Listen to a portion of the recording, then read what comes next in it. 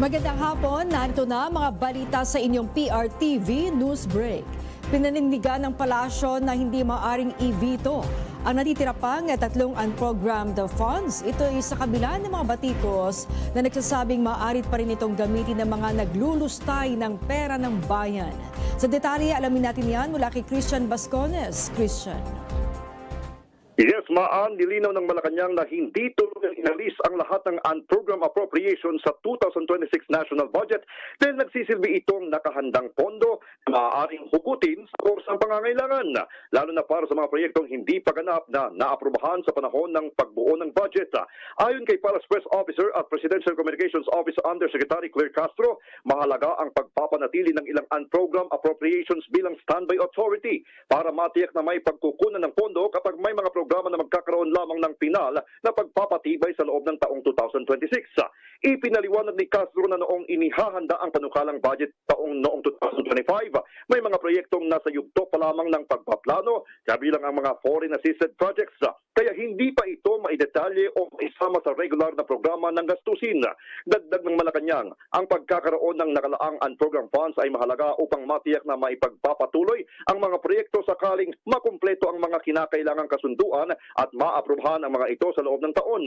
Samantala, binigyang diin ng palasyo na mahigpit pa rin binabantayan ng Pangulong Ferdinand Bongbong Marcos Jr. ang nilalaman ng unprogrammed appropriations matapos i-veto ang 7 sa 10 item na nauna ng nanukala. Mula sa orihinal na 243 billion pesos, nabawasan ang unprogrammed appropriation sa 150.9 billion pesos, kung saan tatlong item lang ng pinapanatili o na-retain, kabilang ang suporta sa mga foreign assisted projects, Program on Risk Management at mga revised modernization program ng Armed Forces of the Philippines.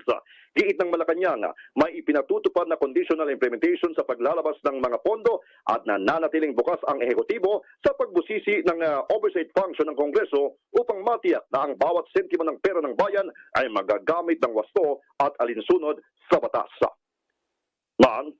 Maraming salamat sa iyo, Christian Bascones. Itinaas na ng PHIVOLCS sa Alert Level 3 ang Bulkang Mayon dahil sa tinatawag na onset ng collapse ng pyroclastic density current. Ayon sa PHIVOLCS, ang Alert Level 3 ay nangangahulugan ng high level of volcanic unrest kung saan ang magma ay malapit sa bunganga na magresulta sa hazardous eruption sa mga darating na linggo. Posibleng naman na mag-expand sa 8 kilometro mula sa crater ng bulkan. Samantala, nagsagawa ng clearing operations ang MMDA sa mga ruta ng dadaanan ng traslasyon ng Poong Jesus Nazareno sa Biyernes. Sa detalye, alamin natin yan mula kay Angela Babad. Angela. Bilang paghahanda nga sa darating na translasyon ngayong Biyernes, nagsagawa nga ng clearing operation sa ruta na tatahakin ng andas ang Metropolitan Manila Development Authority at Land Transportation Office. Katuwang na rin ang ilang kawani ng Philippine Coast Guard. Bago magtanghali ay nasa 14 na violator na ang nahuli dahil sa road obstruction, habang 6 na sasakyan rin ang hinatak dahil sa illegal parking. Nagkaroon rin ng bahagyang tensyon sa pagitan ni MMDA Special Operations Head Gabriel Go ng kanyang sitahin ng isang barangay EXO dahil sa paglalagay ng tindahan, solar panel at tricycle sa bangketa o daanan ng tao. Sinubukan ng EXO na magdahilan kay Go at sinabing na pag-utusan lamang siya ng kanilang chairman na magbantay sa lugar pagsapit ng gabi.